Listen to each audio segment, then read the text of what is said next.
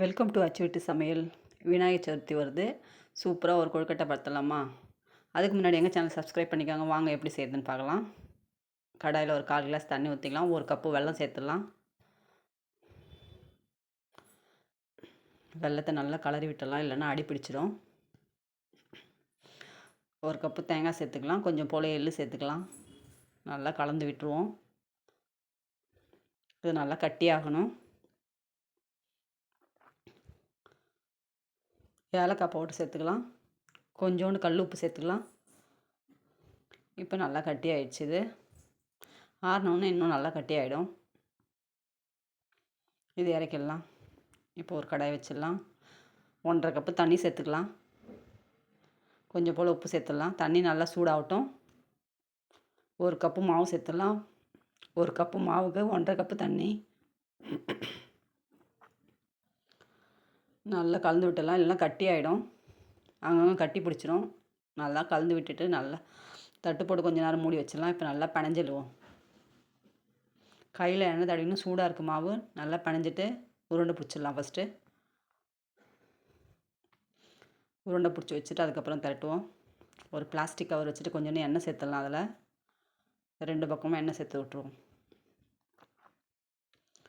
அப்போ தான் ஒட்டாமல் வரும்.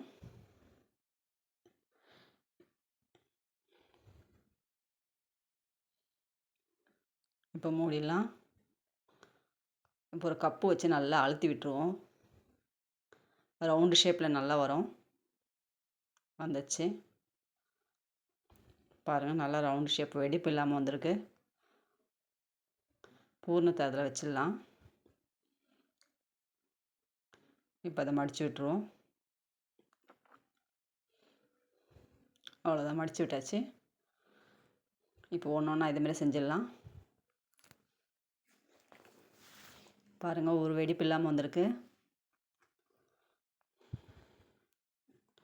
அச்சில் வச்சு அப்படியே கொஞ்சம் ப்ரெஸ் பண்ணோம்னா நல்லா ஷேப் வந்துடும். பாருங்கள், எக்ஸ்ட்ரா இருக்க மாவெல்லாம் எடுத்துடலாம். பாருங்கள், நல்லா அச்சில் வந்துடுச்சு. அந்த மாவில் எடுத்துருவோம்.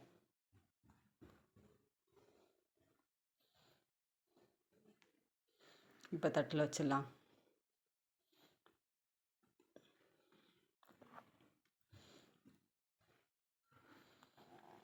இப்போ மோதகம் பண்ணலாம்.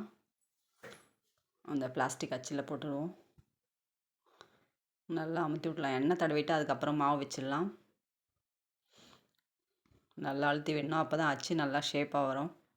கொஞ்சம் பூர்ணம் சேர்த்துட்டு 2த்தையும் ஒன்றா சேர்த்து மூடிடுவோம். மூடிட்டு அமைக்கி விட்டோம்னா பின்னாடி க்ளோஸ் பண்ணிடணும். எக்ஸ்ட்ரா இருக்க மாவெல்லாம் எடுத்துடலாம். இப்போ பாருங்கள், நல்லா ஷேப் வந்துச்சு. பாருங்கள், மோதகம் சூப்பராக தயாராகிடுச்சு.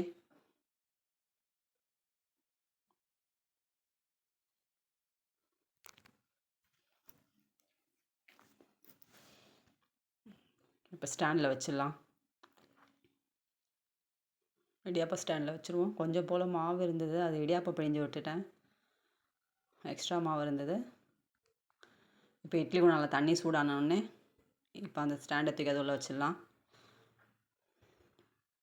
மூடிட்டு ஒரு 15 நிமிஷம் வேக விடுவோம்.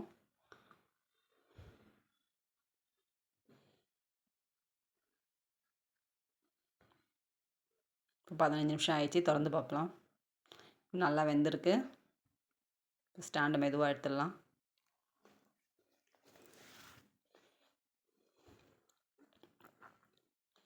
பாருங்கள், கொழுக்கட்டை நல்லா வந்திருக்கு. நல்லா வெந்து வந்திருக்கு. இப்போ ஸ்டாண்ட்லேருந்து வெளியே எடுத்துருவோம். பாருங்கள், நல்லா சூப்பராக வெந்திருக்கு கொழுக்கட்டை. இடியாப்பமும் வெந்துடுச்சு. கொஞ்சம் போல் எக்ஸ்ட்ரா மாவு இருந்தது இல்லையா, அதில் இடியாப்பம் செஞ்சாச்சு. சூப்பராக சாஃப்டான கொழுக்கட்டை தயாராகிடுச்சு.